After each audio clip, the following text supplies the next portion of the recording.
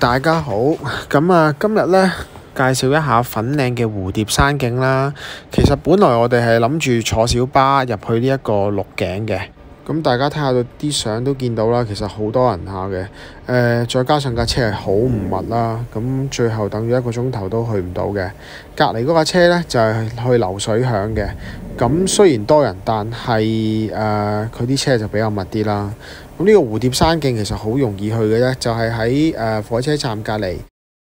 一出火車站對面就係蓬瀛仙觀啦。行過去隔離就有條山徑咧，一路行上去咧就係呢個蝴蝶山㗎啦。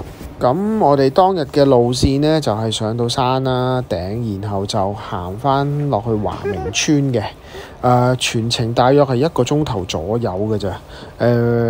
但係千祈唔好睇小佢咯。因為佢一開始就已經要行250米上到去呢一個蝴蝶山頂，其實都幾辛苦嘅。其實咧，如果你唔夠喉咧，佢上到山頂咧有另外一條分支咧，你可以一直行到去大埔林村嘅，大約就要4個鐘頭左右。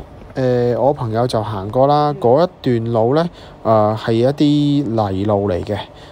但係相對都唔係太難行，因為最辛苦都係上山呢一段。咁佢都幾特別嘅呢段山路，側邊有好多啲為人加油打氣嘅牌啦，咁都幾正面嘅裏面啲語句。咁如果你話唔想行樓梯嘅，其實佢樓梯側邊呢係有啲原始嘅山路啦。咁我啲僆仔都想挑戰自己，就行嗰啲山路上，行嗰啲山路落咯。咁危險性都唔算特別大嘅，如果你對鞋係有狗牙嗰啲行山鞋。咁一路行咧，你就會見到有啲晨運公園啊，俾啲老人家喺度做運動啦，又會見到有啲觀景台啦。咁個觀景台啲風景都真係好靚嘅，你可以望到成個粉嶺平原啦，仲會望到深圳嗰一邊嘅。咁個對比都幾大嘅，因為呢邊其實都算係郊區啦。深圳嗰邊其實就係皇崗啊，同埋呢一個福田嗰邊啦。咁你見到佢哋嗰邊啲高樓大廈。咁上水粉嶺嘅居民唔使講啦，過呢個深圳肯定快過出中環。咁你見到呢個綠油油呢一帶就係好出名嘅粉嶺高爾夫球場啦。咁我朋友揸個車入去，其實都幾僻嘅，嗰度得一條單程路入嘅啫。呢個觀景台都好正嘅，咁有人喺度做瑜伽啦，咁我哋喺度休息咗一陣就繼續行咗上一個基勒仔嘅地方嗰度啦，咁佢嗰條路就係可以直落去林村嘅，咁我哋就冇繼續行過一邊啦。喺嗰個基勒仔嗰度呢，你就會見到行落去林村嗰條路啦，咁一個大平原冇遮冇擋嘅，咁要做好防曬啦。如果你諗住行嗰邊嘅話，咁呢一邊呢，有啲休息嘅地方啦，想嘗試種一啲楓樹。咁但係我見到都唔係好成功，啲樹都好禿下。咁休息咗一陣，我哋就行返轉頭啦，喺呢個華眉山嘅方向落呢個華明村嘅。咁落山嘅時候，右手邊嘅風景都幾開揚嘅，但係你就會見到和合石啦。呢一邊呢，嗰度就有好多蝴蝶㗎啦，因為見到啲樹上面有啲蝴蝶結咗繭啊，啲花都好靚嘅。太陽能燈喺度，唔該。太陽能有呢個塊板。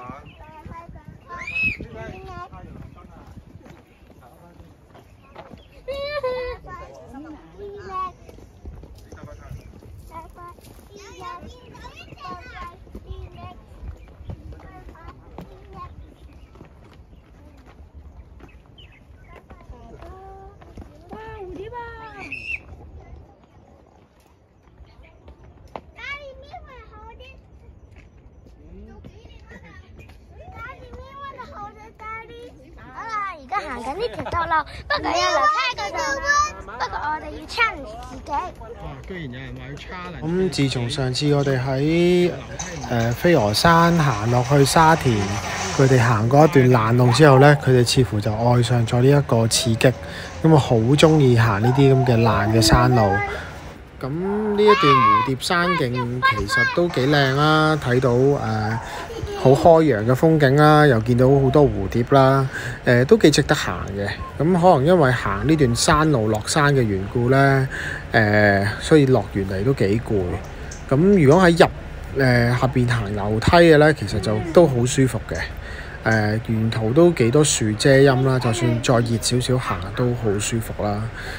咁行落華明村其實有兩條路嘅，一條咧就係一陣間你會見到好長好長嘅天梯，咁另外一段路咧就係S 型行一啲石屎路咁樣落去啦。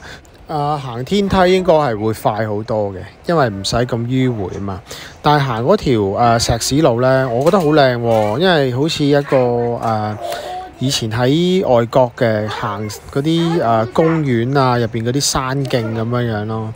咁啊好多樹包圍住你，咁成個感覺都好悠閒。當你行完呢段山徑咧，你就會進入華明村啦。咁我覺得好值得花少少時間去睇一睇佢個街市啦。佢都整得幾有特色㗎。佢係一個仿古建築啦。個屋頂咧就用一個瓦片嚟砌嘅。咁裡面有一個熟食中心啦，裡面都幾多嘢食㗎。當日我哋係呢一個農曆新年期間啦，所以好多都冇開，咁啊冇乜點影啦。記得行埋入去街市嗰部分啦，裏面好乾淨嘅。咁你見到啦，佢都係用呢個仿古建築嘅。咁今日講到呢度啦，咁記得 like 同埋 subscribe 我哋啦。